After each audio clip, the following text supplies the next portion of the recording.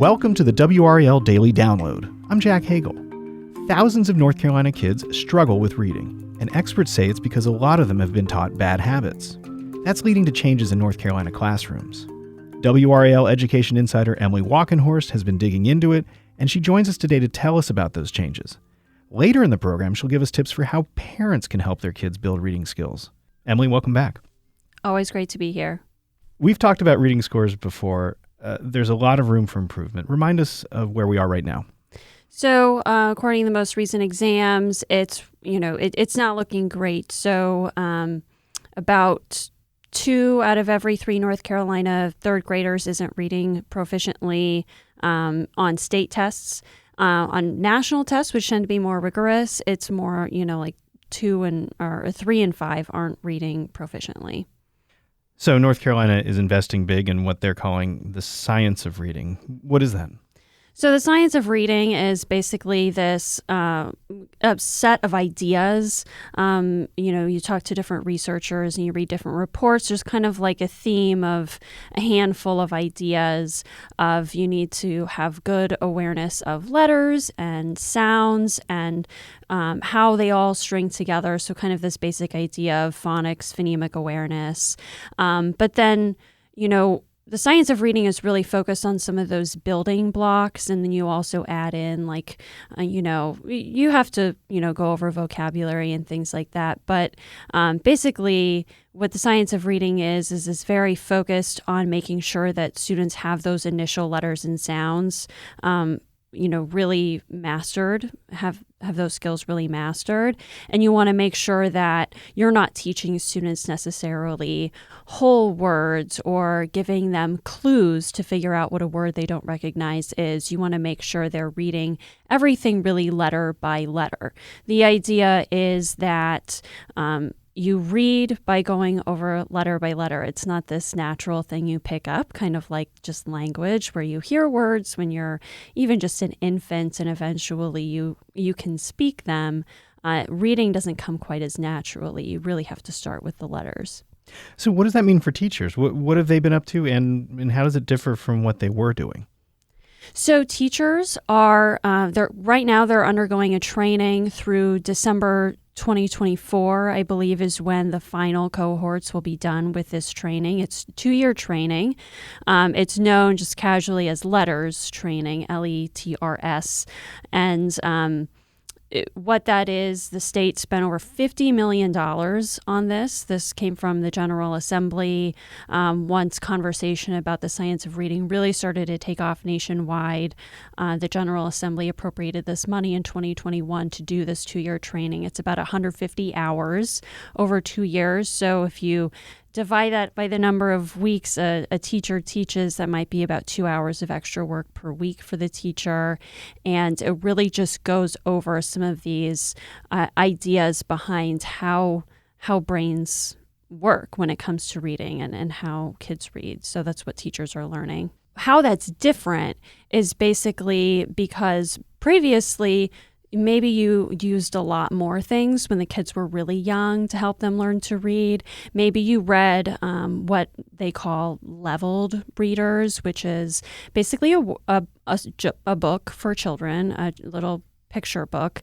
And it's based on this idea of vocabulary a child should know because maybe they use those words when they speak.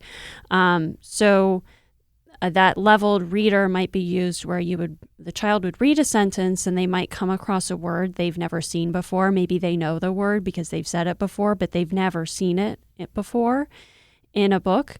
And so the child might not recognize it. And previously, what a lot of teachers would do, not everybody, but what a lot of teachers would do is they would have the child look at pictures to figure out what the word is. So if you see for instance, a mouse and or a rat, those are 2 very different words, but the picture might be the same. So a child might, see the word mouse, but they'll say rat because that's what they think the picture says. So the idea is you should not do that in the science of reading because the child might, just get a word totally wrong. They're not reading each letter by letter. Well, let's take a quick break. When we come back, we'll hear about what parents can do to help their kids read better. Stick around.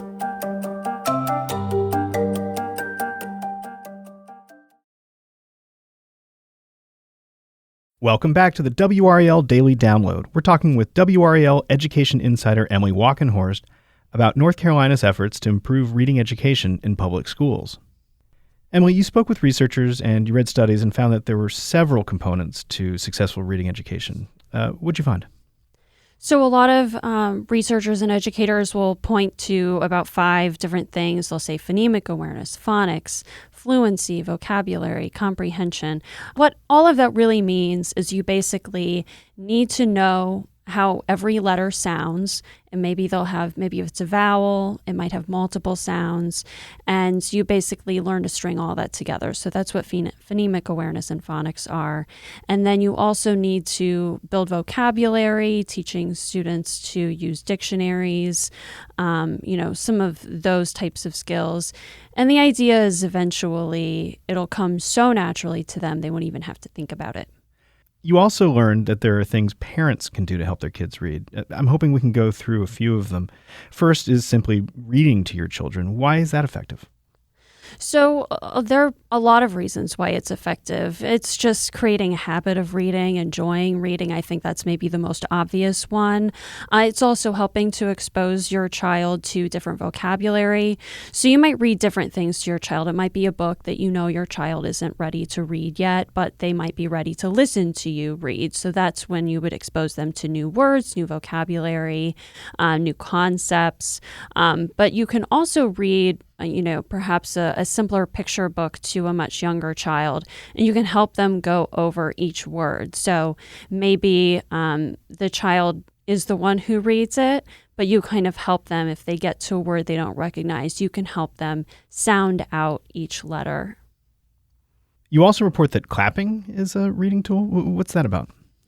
So clapping is something you might see in a classroom. You might also see tapping or, maybe using like little tokens. And basically what each clap or tap or token is supposed to represent is a different sound. So it's whatever you're working on for like the youngest kids, like kindergartners. It might be the sound for each individual letter. Let's break it down into each individual letter.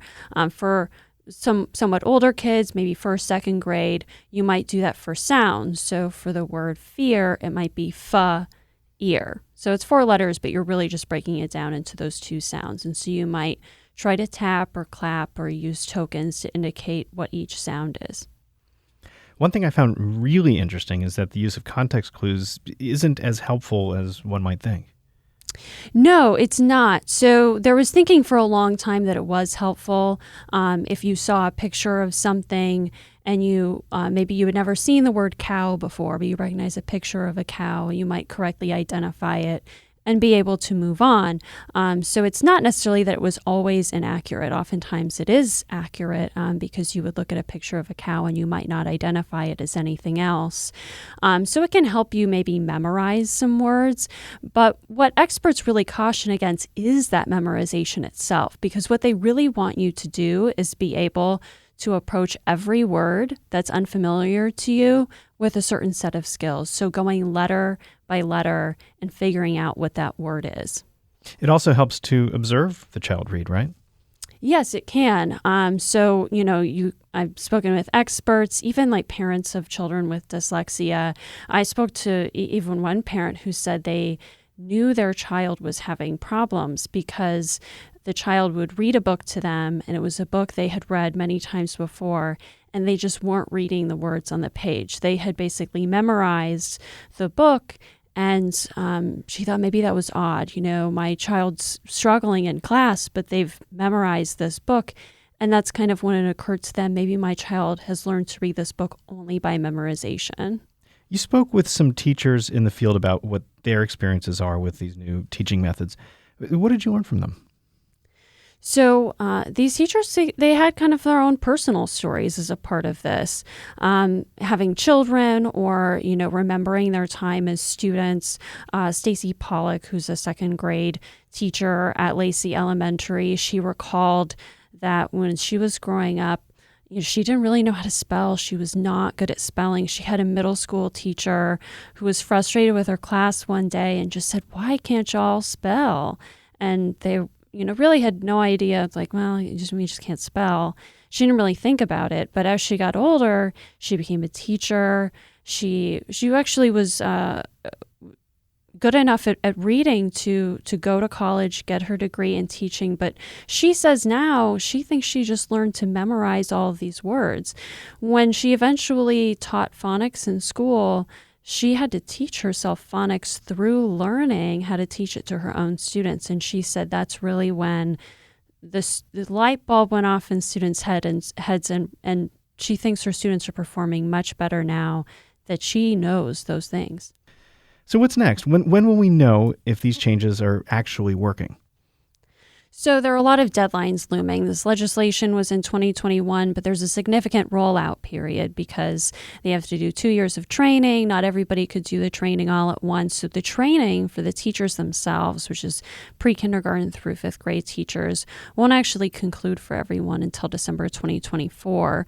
Then the school systems themselves also have to prove that they've changed all of their curriculum to align with the science of reading.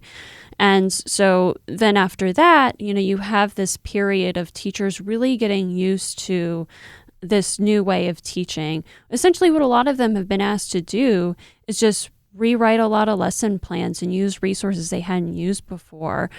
Teachers are always doing different lesson plans and evolving their teaching, but they've also relied on some of the same lessons year over year, maybe a project or something they thought worked really well.